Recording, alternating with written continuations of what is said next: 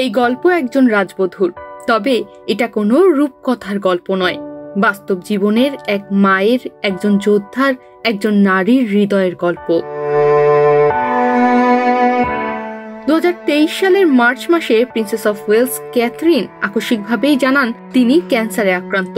এই ঘটনায় তার কাছে সারা দুনিয়া স্তব্ধ হয়ে গেল। একদিকে রাজ পরিবারের আলোকিত জীবন, অন্যদিকে একজন নারীর ব্যক্তিগত এক যুদ্ধ। এমন সময় ক্যাথরিন খুঁজে পেলেন আশ্রয়, একটি নিঃশব্দ শক্তিময় আশ্রয়, যার নাম প্রকৃতি।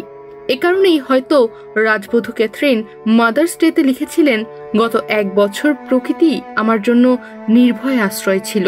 কথাটা শুনে হয়তো মনে হবে এটা খুব সাধারণ একটা অনুভূতি, কিন্তু এর ভেতরে লুকিয়ে আছে এক গভীর জীবনবোধ।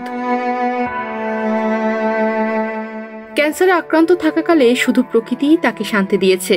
যেখানে হাসপাতালের কোলাহল, ওষুধের গন্ধ, কেমোথেরাপির ক্লান্তি সব মিলেমিশে হারিয়ে গেছে গাছের পাতার ছায়ায়। রাজপরিবারের এই প্রজন্ম জুড়ে প্রাকৃতিক সংযোগ যেন আমাদের মনে করিয়ে দেয় আমরাও প্রকৃতির অংশ।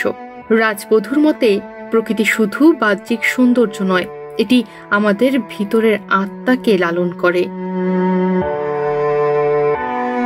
মৃত্যু অনেক কাছে জেনেও সেই মুহূর্তে ছোট্ট ছোট স্কাউট দলের সঙ্গে তিনি গেলেন লেক ডিস্ট্রিক্টে। সে সময় তিনি বলেন, এই বিশৃঙ্খল পৃথিবীতে প্রকৃতি আমার ভারসাম্যের জায়গা হয়ে উঠেছে। এই কথাগুলো যেন শুধু তার নয়, আমাদের সবার হৃদয়ের কথা। একটু খেয়াল করে ভেবে দেখুন, জীবনযুদ্ধে আমরাও যখন ভেঙে পড়ি, ক্লান্ত হয়ে যাই, তখন কোথায় যাই? একটা সমুদ্র, একটা গাছতলায় বসে থাকা, একটা মেঘের দিকে তাকানো, এগুলোই হয়তো আমাদের আত্মার ওষুধ। এরপরই লেক ডিস্ট্রিক্টে স্কাউটদের সঙ্গে সময় কাটিয়ে তিনি বলেন, প্রকৃতি এই ব্যস্ত পৃথিবীতে আমার জন্য ভারসাম্যের জায়গা হয়ে উঠেছে। এই ভাবনার শিকড় তার শ্বশুর রাজা চার্লসের মধ্যেও রয়েছে।